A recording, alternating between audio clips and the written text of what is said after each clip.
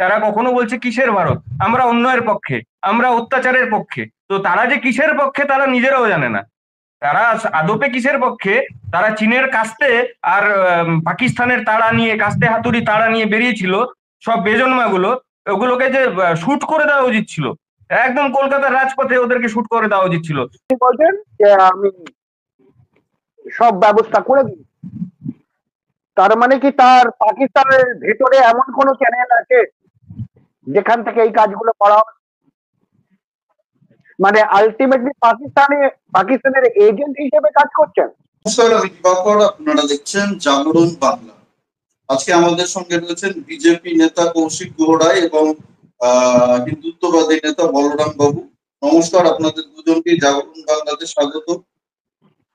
আমার প্রথম প্রশ্ন কৌশিক বাবুর কাছে। কৌশিক বাবু, আজকে আমাদের ভারতবাসীর জন্য খুবই আনন্দের একটা দিন। বেশ কয়েকদিন ধরে, প্রায় 23 দিন ধরে যে বিএসএফ জওয়ান, বাংলার বিএসএফ জওয়ান পাকিস্তানের হাতে বন্দী ছিল, তাকে ভারত সরকার কূটনৈতিক চাপ দিয়ে মুক্ত করিয়ে এনেছে। কিন্তু আমরা দেখতে পাচ্ছি সোশ্যাল মিডিয়াতে তৃণমূলের বেশ কিছু কর্মী সমর্থক নেতারা এটার ক্রেডিট মমতা বন্দ্যোপাধ্যায়কে দিতে যাচ্ছে, যে মমতা বন্দ্যোপাধ্যায় নাকি উদ্যোগ নিয়ে এই বিএসএফ জওয়ানকে ছাড়িয়ে নিয়ে এসেছে পাকিস্তানের হাত থেকে। কি বলবেন এই বিষয়ে? নমস্কার। আমি সবার প্রথম ধন্যবাদ জানাচ্ছি সঞ্চালক সাহেবকে। আমি এই প্রোগ্রামে প্রথম। আর আমার সাথে স্টুডিওতে বসে আছেন আমার বয়োজ্যেষ্ঠ বলরাম বাবুকেও আমার প্রণাম।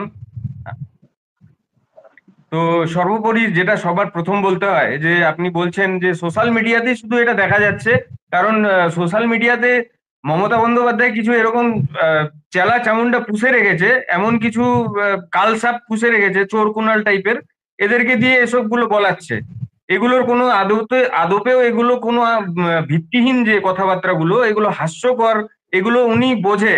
আর ওনাকে আজকে যারা চালনা করছে, আজকের দিনে মমতা বন্দ্যোপাধ্যায়ের নাম তুলে যারা বলছে যে বিএসএফ জওয়ানকে ওনার জন্য ছাড়ানো হয়েছে, উনি মধ্যস্থতাকারী করেছে, উনি, আমি শুনেছিলাম গতকাল উনি ওই সেই বীর জওয়ান, আমাদের ভারতীয় বীর জওয়ান যিনি পাকিস্তানের হাতে বন্দী ছিলেন 22 দিন, তার ওয়াইফের সাথে উনি কথা বলেছিলেন গতকালকে। তো গতকালকে উনি কথা বলে পুরো ক্রেডিটটা যে উনি নিয়ে নেবেন, ওটা আমি ভাবিনি। পরে দেখলাম যে ওনার যে ছত্র ছায়ায় বেড়ে ওঠা ছত্রাক গুলো, তারা উল্টো পাল্টা প্রচার করছে এরকম, যে মমতা বন্দ্যোপাধ্যায়ের মধ্যস্থতাকারিতে নাকি আমাদের বিএসএফ জওয়ানকে মুক্তি দেওয়া হয়েছে। এটা কোনো কথা হলো? এটা তো একদমই হাস্যকর কথা। আমরা যদি আজকে একটা সামান্য ছোট্ট এক্সাম্পল আপনাদের সামনে আমি তুলে ধরছি। আজকে যদি আমাদের জেলা শাসক বলে যে আমার প্রধানমন্ত্রীর সাথে চুক্তি হয়েছে, প্রধানমন্ত্রীর সাথে কথা বলে আমি এটা ঠিক করেছি, তাহলে আমাদের এটা নিশ্চয়ই বিশ্বাসযোগ্য হবে না। কারণ আমরা জানি একটা যুক্তরাষ্ট্রীয় পরিকাঠামো হোক কিংবা যে কোনো রকম ফেডারেল স্ট্রাকচারে একটা নিয়ম নীতি নির্ধারিত কিছু থাকে, যেখানে সবার একটা বেষ্টন কাটা আছে, সবার একটা বেষ্টিত ওয়ে আছে, যে ওই তার বাইরে গিয়ে কেউ কথা বলতে পারে না। তো সেই পরিকাঠামোটাও ওরা ভুলে গেছে, এতটা নির্লজ্জ, এতটা নির্মম। এদের মতো নির্লজ্জ আর নেই। এই বিষয়টা নিয়ে যে রাজনীতি হচ্ছে, এটাই তো আমার কাছে খুব হতাশাজনক, দুঃখজনক একজন ভারতীয় হিসাবে। একদম একদম, এটা নিয়ে যে কথা বলতে হচ্ছে, এটাই খুব লজ্জাজনক ব্যাপার যে মমতা বন্দ্যোপাধ্যায় আমাদের রাজ্যের মুখ্যমন্ত্রী। আমি ওই জায়গা থেকে ওনাকে, ওনার চেয়ারটুকুর আমি সম্মান করি, যে না উনি আমার মুখ্যমন্ত্রী। কিন্তু তার বাইরে গিয়ে যে আজগুবি কিছু কথাবার্তা যেগুলো বলা যায় না, যেগুলো সোশ্যাল মিডিয়াতে ওনার চেলা চামুন্ডা গুলো বলে বেড়াচ্ছে, উল্টো পাল্টা কোনো কোনো যুক্তি নেই কথাগুলোতে, সেই কথাবার্তাগুলো উনি বলে যাচ্ছে। ওনার যারা ছায়ায় বড় হয়েছে, ওনার আগাছাগুলো ওরা ওরা চালিয়ে যাচ্ছে। ওরা এটা বুঝতে পারছে না ওদের নেত্রীকে যে ওরাই ছোট করে দিচ্ছে। আমি বলরাম বাবুর কাছে প্রশ্নটা রাখতে চাই। বলরাম বাবু, আমরা বারবার দেখেছি এই মুখ্যমন্ত্রী যিনি আজকে ক্রেডিট নিতে চাইছেন বা নিজের কর্মী সমর্থকদেরকে দিয়ে এগুলো প্রচার করাচ্ছেন, সেই মুখ্যমন্ত্রী বারবার বিএসএফ কে গালাগালি করেছেন, বিএসএফ কে দাঙ্গাবাজ বলেছেন, বিএসএফ এর উপরে চড়াও হয়েছেন। সেই মুখ্যমন্ত্রী আজকে কিভাবে এই ক্রেডিট নিতে পারে? সবাইকে আমার নমস্কার। আমার একটা জিনিস আশ্চর্য লাগছে যে আসলে বিদেশ দপ্তরটা কার, মানে মন্ত্রী দপ্তরের আন্ডারে না মুখ্যমন্ত্রী দেখেন? মানে প্রশ্ন প্রশ্ন করা বা কোনো কিছু বলারও একটা সীমারেখায় উম, এমন কিছু একটা বলে দিলাম যার কোনো মানে হয় না।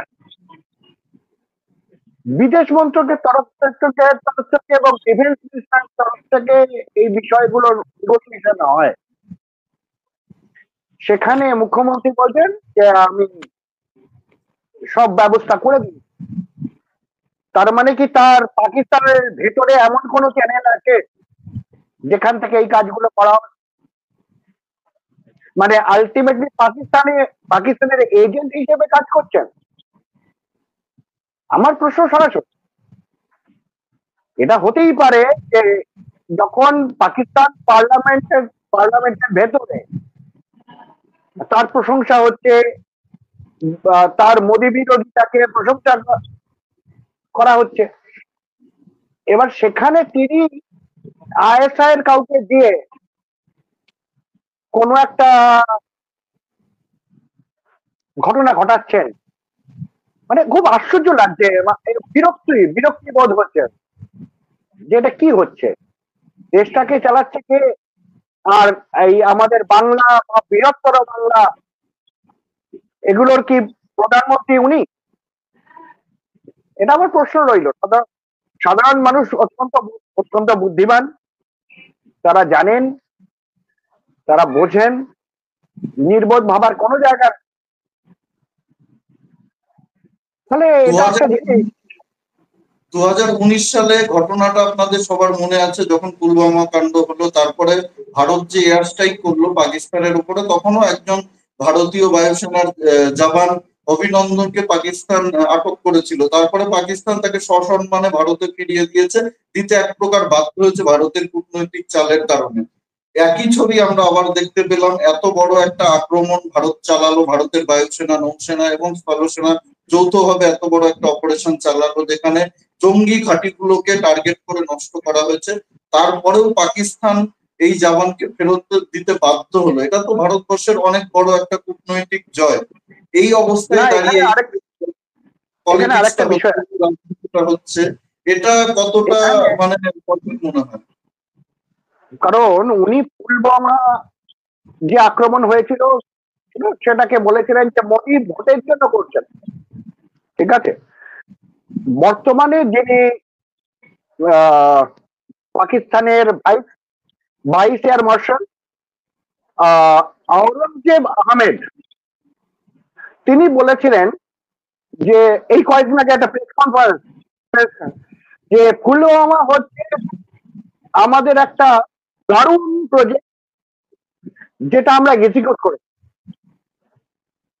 তার মানে মমতা ব্যানার্জি জানতেন যে পাকিস্তানের সেনাবাহিনী এই ঘটনাটা ঘটাচ্ছে, আর উনি মোদীকে আক্রমণ করবেন যাতে দেশ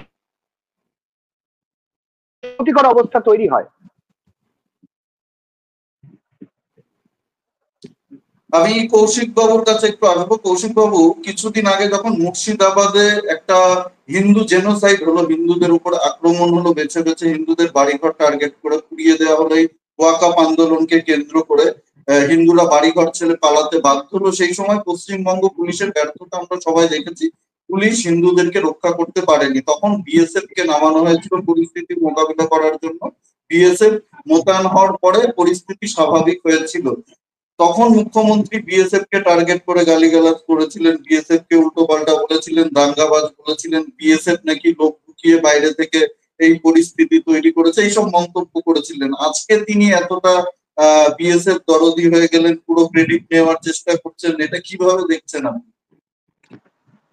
সর্বপ্রথম বলতে গেলে তো আমার মনে হয় সব থেকে বড় যদি দোষী কালপ্রিট বলে কিছু থাকে তাহলে আমাদের রাজ্যের মুখ্যমন্ত্রী। ওনার থেকে বড় কালপ্রিট আমি দেখিনি। কারণ আমি ওনাকে আমি বিগত 2002 সাল থেকে আমি তৃণমূল কংগ্রেসে ছিলাম। 2002 সাল থেকে আমি তৃণমূল কংগ্রেস করে এসেছি, আমি ওনার ছত্র ছায়াতেই ছিলাম। 2000 যখন ভারতীয় জনতা পার্টিতে আসি 2020 সালে, ততদিন আমি ওনার সাথেই সংসার করেছি, ওনার সাথেই ঘর করেছি, ওনার ঘরেরই মেম্বার ছিলাম, আমি ওনাকে ভালো করে চিনি। তো উনি যে কি পন্থা নিতে পারে, কোন জায়গায় উনি হাইলাইট হতে চায়, কোন জায়গায়, মানে ওনার তো ব্যক্তিগত কোনো বুদ্ধি শুদ্ধি নেই, ওনার আমার তো মনে হয় না, কারণ আমার মনে ওনাকে যে যা বোঝায়, যে যেই পথে চালিত করে উনি ওইভাবেই চলে। ওনার দলের কিছু নির্দিষ্ট কিছু লোক আছে, তারা ওনাকে ডিরেকশন দেয়, তাদের ডাইরেকশনে উনি চলাফেরা করেন, আর ওনাদের কথাকে ধরেই উনি কিন্তু বিবৃতি দিয়ে ফেলেন। অনেক সময় উনি সত্যতা যাচাইও করেন না, আর যাচাই করার মতো মানসিকতা ওনার নেই। উনি যেটা শোনে, ওনার বিশ্বস্ত সূত্র কিছু আছে, পার্টির দুজন তিনজন চোর আছে, তাদের কাছ থেকে সূত্র, তাদের সূত্রে কথা বলে উনি, তাদের সূত্রেই ফুল গেথে যেমন কথা বলতে হয় উনি বলে, কিন্তু উনি আদেও ওগুলো সত্যতা কোনোদিন যাচাই করে না। সেই জন্য উনি বারবার মূর্খের প্রলাপে আমাদের সম্মুখে চলে আসে পাবলিকলি, যে এত আমরা ভাবতেই পারি না যে আমাদের মুখ্যমন্ত্রী এই ধরনের বার্তা দেবেন বা এই ধরনের একটা শব্দ চয়ন করবে। আমরা কখনো অবাক হয়ে যাই, আশ্চর্য হয়ে তাকিয়ে থাকি যে এটাই কি পশ্চিমবঙ্গের কালচার, এটাই কি পশ্চিমবঙ্গের রীতি রেওয়াজ ছিল, এটাই কি আমাদের আধুনিকতা, এই আধুনিকতার ছোঁয়া এই মুখ্যমন্ত্রীর মুখ থেকে এই ধরনের ভাষা বেরোয়। আমার তো অবাক লাগে, মানে দেশ যখন দেখছে উনি যে আজকে যুদ্ধকালীন তৎপরতায় দেশ চলছে, যুদ্ধকালীন একটা পরিস্থিতি তৈরি হয়েছে, সেখানে দাঁড়িয়ে উনি আজকে বিএসএফ এর প্রতি দেখুন ওনার দরদ উতলে উঠেছে। উনি কালকে কি বলেছে, ওনার মিসেসকে ফোন করে বলেছে, দেখি আমার কোনো অন্য সোর্স আছে নাকি, কি সোর্সটা কি আমি জানতে চাই, আমরা জানতে চাই সোর্সটা কি, যারা পাবলিক আছে তারা জানতে চায় ওনার কি সোর্স আছে পাকিস্তানে, উনি কোন সোর্সের কথা বলেছেন। কারণ উনি একটাই কথা বলেছেন, দেখি অন্য কোনো সোর্সে ওই সেনাকে ছাড়ানো যায় কিনা, রিকভারি করা, রেস্কিউ করা যায় কিনা। তো আমাদের কথা হচ্ছে, ওই সেনাকে রেস্কিউ করার জন্য উনি যে সোর্সের কথাটা বলেছেন, উনি কোন সোর্সের কথা বলেছেন, ওনার কি সোর্স আছে ওখানে, উনি কি কোনো জঙ্গি সংগঠনের সাথে যুক্ত, নাকি পাকিস্তান আর্মির সাথে যুক্ত, নাকি পাকিস্তান সরকারের সাথে যুক্ত, কোন জায়গাটা উনি খোলসা করে বলে না কেন। আর ওনার যেগুলো চেলা চামুন্ডু গুলো আছে, সেগুলো তাদেরকে প্রশ্ন করে ওই জবাব পাওয়া যায়নি যে ওনার সূত্রটা কি, ওখানে ওনার সোর্সটা কি আছে। উনি এখন পর্যন্ত ওনার চালাচামুন্ডাকে প্রশ্ন করেও আমি জবাব পাইনি, অনেকজনকে আমি আজকে জিজ্ঞেস করেছি যে ওনার সোর্সটা কি। উনি যে বলেছে ওনার অনেক সোর্স আছে, অন্য সোর্স থেকে উনি দেখছে। যেখানে আমাদের প্রধানমন্ত্রী দাঁড়িয়ে জাতির উদ্দেশ্যে যখন ভাষণ দিচ্ছে তখন বলছেন যে নেক্সট যদি পাকিস্তানের সাথে কোনো রকম আলোচনা হয় তাহলে সেটা হবে টেরোরিস্ট নিয়ে, নেক্সট যদি কোনো কথা হয় আমাদের পাকিস্তানের সাথে সেটা হবে পিওকে নিয়ে, পাক অধিকৃত কাশ্মীর নিয়ে। কিন্তু তারপরে উনি বলছে যে না, ওনার ওনার যে মাইন্ড সেট আপ, আমাদের মুখ্যমন্ত্রীর যে মাইন্ড সেট আপ হয়ে আছে, কিছু মানে কিছু লোক আছে ওনার সারাউন্ডিং, কিছু লোক থাকে, ওগুলো একেবারে আবাল কেষ্ট, মানে আমার তো একদম স্পষ্ট ভাষায় আবাল কেষ্ট ওগুলো। ওদের কথায় উনি একদম উত্তত হয়ে যেভাবে প্রেসের সামনে বিবৃতি দেন, আমার খুব লজ্জা লাগে, মাঝে মাঝে আমি বলতেও দ্বিধাবোধ করি যে না, উনি আমার মুখ্যমন্ত্রী, আমার খুব খারাপ লাগে। আর একটা প্রসঙ্গ নিয়ে আজকে কথা বলতে চাইছি আমি। প্রসঙ্গটা তুলতে বাধ্য হচ্ছে এই কারণেই, এই পরিস্থিতিতে যেখানে যুদ্ধের মতো একটা পরিবেশ তৈরি হয়ে গেছিল, বলতে গেলে একটা যুদ্ধই চলছিল, যেখানে পাকিস্তান একেবারে সরাসরি আমাদের সামরিক ঘাঁটিগুলো লক্ষ্য করে মিসাইল ছুড়েছিল, যদিও সেগুলো ভারতের এয়ার ডিফেন্স সিস্টেম নষ্ট করে দিয়েছে, কিন্তু যুদ্ধের পরিবেশটা একটা তৈরি হয়েছিল, ভারত যোগ্য জবাব দিয়েছে। এই পরিস্থিতিতে দাঁড়িয়ে আমরা দেখছি কলকাতার বুকে, আমাদের রাজ্যে কলকাতার বুকে, যেটা পশ্চিমবঙ্গের রাজধানী, সেখানে বামপন্থীরা মিছিল করছে কি নিয়ে, না পাকিস্তানের উপরে কেন হামলা চালানো হলো, কেন পাকিস্তানের উপরে মিসাইল ছোড়া হলো, জঙ্গি ঘাঁটিগুলো নষ্ট করা হলো। তাদের দাবি এটা ভারত সরকার করতে পারে না, পাকিস্তানের সাধারণ নাগরিকদের নাকি ভারত সরকার হত্যা করছে। এই ধরনের মন্তব্য আমরা বামপন্থীদের মুখে শুনতে পেয়েছি, তাদের মিছিল থেকে এই ধরনের কথাবার্তা উঠে এসছে। কি বলবেন বলরাম বাবু? যারা এই ধরনের প্রশ্নগুলো করেন তারা আইদার পাকিস্তানে গেছেন অথবা চায়নার এজেন্ট। বিষয়টা যেখানে আক্রমণটা হয়েছে, পাকিস্তানে লোক মরেছে তাই নিয়ে তাদের কিন্তু তাদের চোখের জল পড়ে যাচ্ছে, কিন্তু যখন 26 জন হিন্দুকে জিজ্ঞেস করে করে মারা হয় তখন কিন্তু এদের মুখে এখনো কথা ফোটেনি। এদের সব থেকে কষ্ট লাগছে অন্য জায়গায়। এই অতি বামেরা মেন কষ্টের জায়গায় যখন ভারত আক্রমণ করে চীনের ডিফেন্স সিস্টেমটাকে একদম উড়িয়ে দিয়েছে, ফলে চীনের যে মার্কেট, মানে সামরিক বিক্রির যে জায়গাটা, সেটা শেষ করে দেওয়ার ফলে চীনের অর্থনীতির উপর আক্রমণ এলো। তো তাদের যারা এই এজেন্ট ভারতবর্ষে রয়েছেন, তারা ভারত সরকারের, ভারতের সেনাবাহিনী বিরোধিতা আরম্ভ করলো।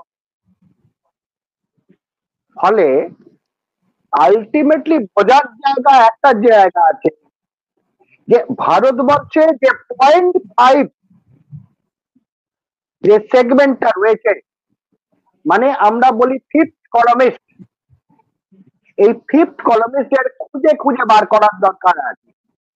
আপনার মনে আছে জেনারেল রাওয়াত এই 2.5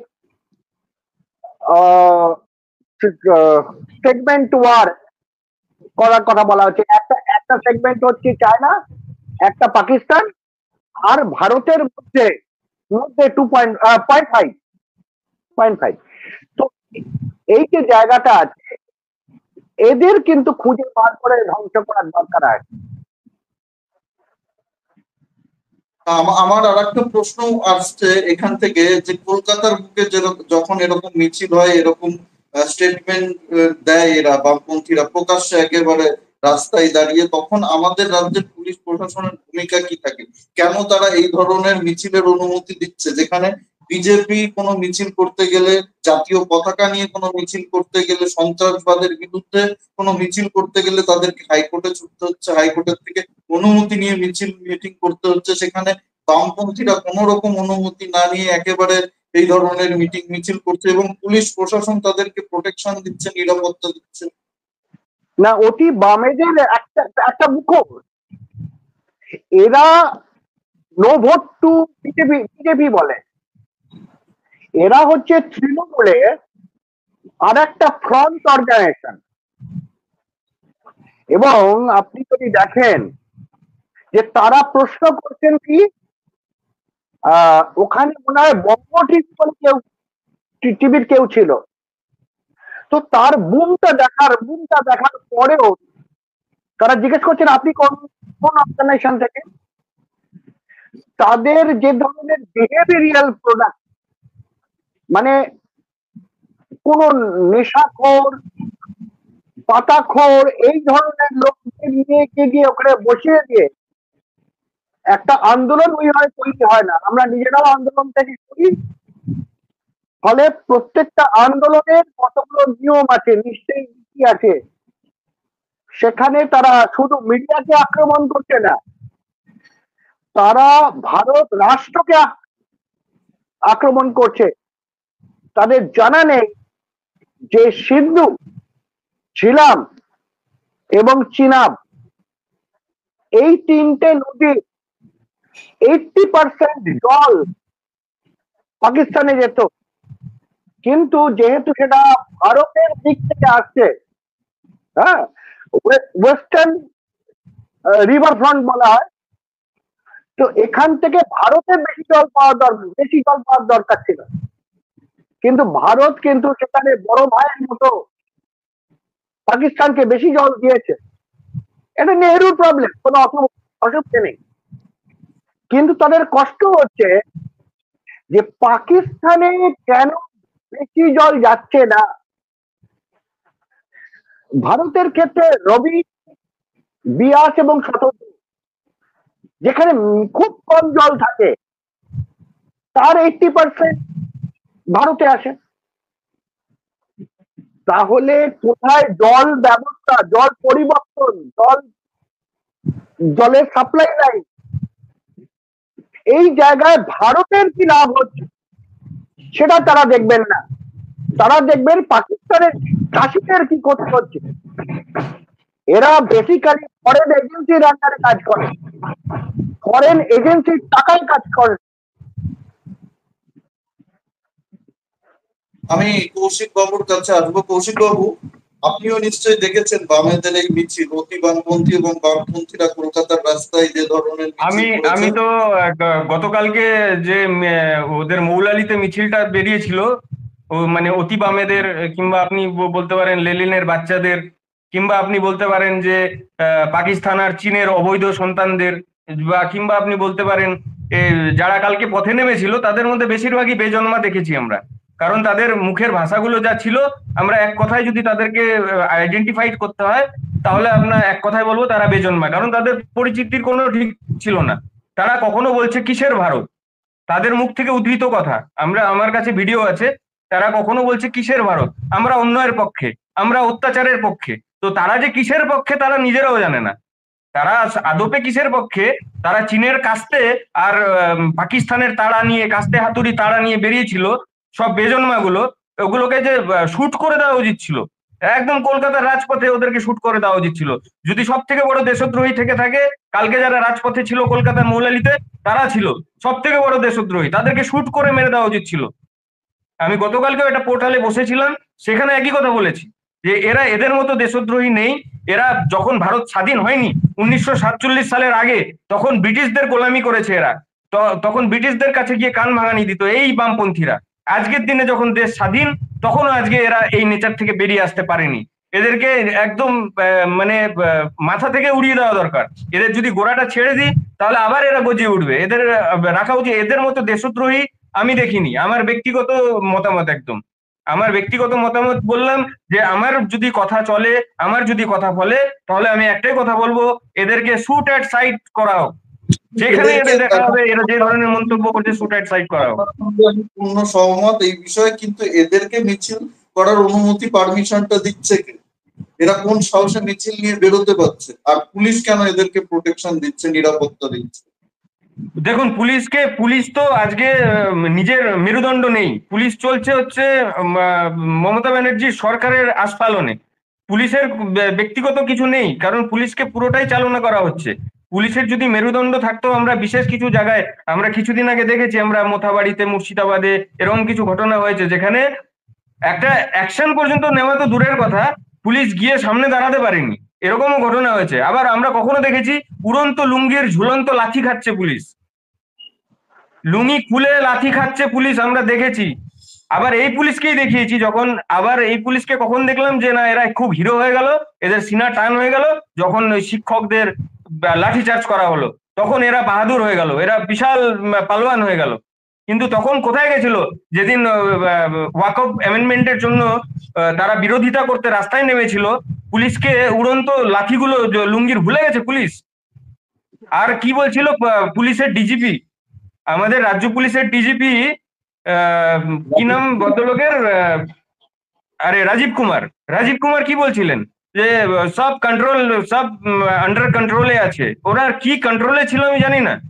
উনি কোন জায়গা থেকে কোন শাটারের তলায় যখন হার্ডওয়্যারের দোকানের ভেতরে শাটার নামিয়ে পুলিশ লোকাচ্ছিল, পুলিশকে আমরা লুকোতে দেখেছি, পুলিশ লুকিয়ে যাচ্ছে, পুলিশ মার খাচ্ছে, পুলিশ মুখ দেখাতে পারছে না। সেই জায়গায় পুলিশের ডিজিপি এসে কি বলছে মোথাবাড়িতে ঢুকে, যে না পরিস্থিতি আন্ডার কন্ট্রোল।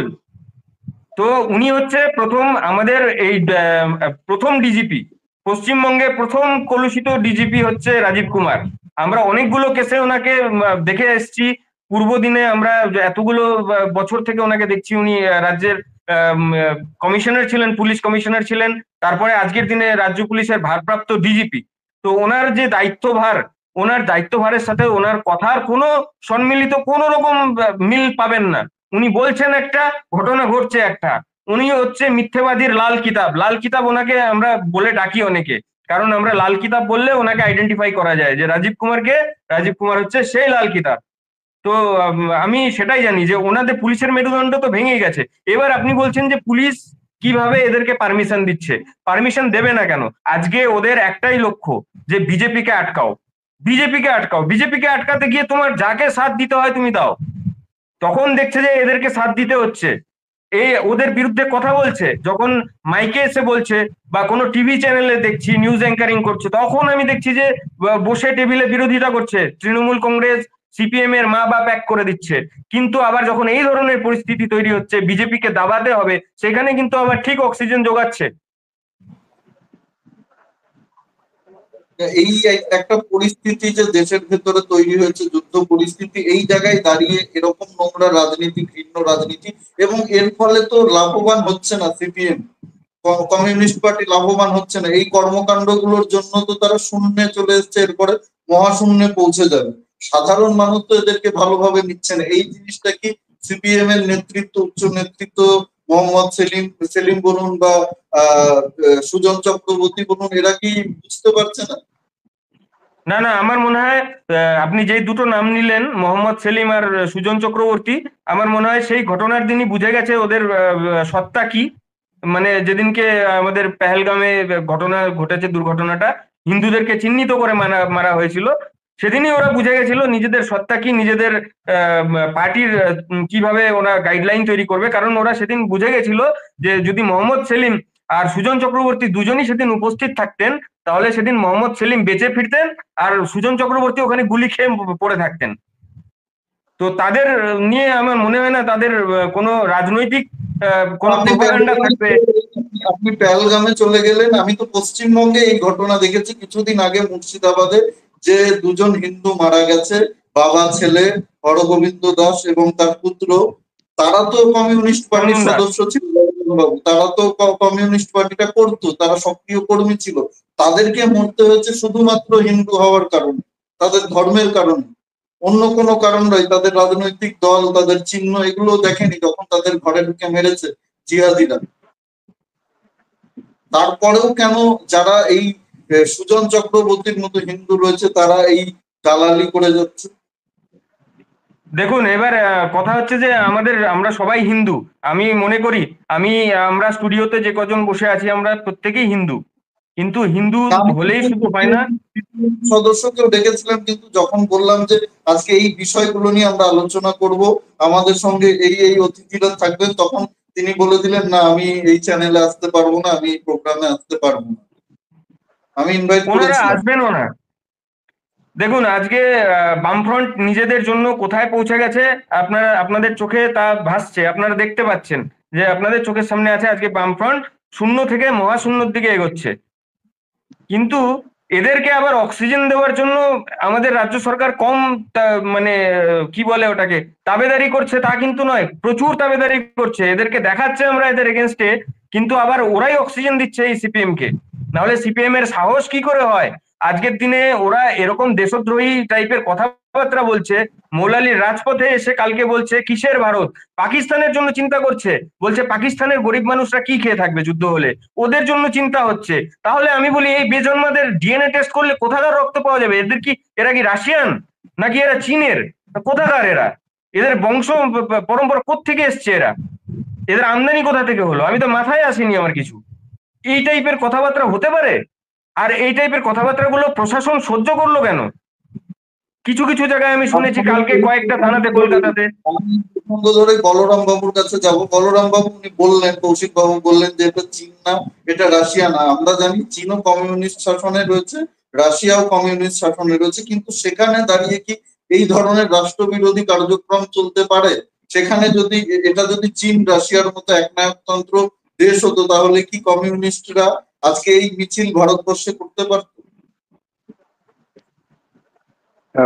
বিষয়টা এরকম নয় যে আপনারা বলছেন যে এখানে চীনের মধ্যে থেকে করা যেত কি রাশিয়ার মধ্যে থেকে। বিষয়টা এরকম ছিল যে বিভিন্ন দেশের এজেন্সি কাজ করে, এজেন্টরা কাজ করে। এখানে যারা আমাদের এখানে অতি বামেরা রয়েছেন বা বামেরা রয়েছেন, তারা কিন্তু কখনোই ভারতের পক্ষে হয়ে কোনোদিন কাজ করে। তারা আইদার পাকিস্তানে গেছেন, তারা বিভিন্ন সঙ্গীত, ফিল্ম, এগুলো তো সীমা থাকে না। সেখানে ইসলামিক বিষয়গুলো বারবার করে বিভিন্ন গানের মধ্যে ঢুকিয়ে দেওয়া, হ্যাঁ, বিভিন্ন আল্লাহ আল্লাহ মৌলা, হ্যাঁ, এই ধরনের গানের অক্ষরের পরিবর্তন করা। তাছাড়াও যখন চীনের ক্ষতি হচ্ছে, যুদ্ধক্ষেত্রে চীনের ক্ষতি হচ্ছে, তো সেই জায়গায় চীনের পক্ষ হয়ে কথা বলার জন্য তারা কিন্তু এই ব্যবস্থাগুলো নিচ্ছে। এবং পাকিস্তানের এই যে ডিসম্যান্টেল হয়ে যাচ্ছে, পাকিস্তান ভেঙে আজকে 4 ভাগ হওয়ার মতো অবস্থা রয়েছে, সেটা কিন্তু এখানকার কমিউনিস্ট পার্টির আর নীতির সঙ্গে যাচ্ছে না, সেই কারণে তারা বিরোধী করছেন। আপনি আরেকটা কথা বলছিলেন মুর্শিদাবাদ, আমি নিজে মুর্শিদাবাদ মানে ধুলিয়ান, শামশেরগঞ্জ, পুরো প্রত্যেকটা বাড়ি ঘুরেছি। কোথাবাড়ি প্রত্যেকটা জায়গায় গেছি, সেখানে দেখেছি যে তৃণমূল হোক বা সিপিএম হোক অথবা বিজেপি হোক, সেখানে বিজেপির অস্তিত্ব খুব ছোট, খুব কম। কিন্তু তাদের অস্তিত্বের মেইন জায়গাটাই হচ্ছে যে তারা হিন্দু কিনা।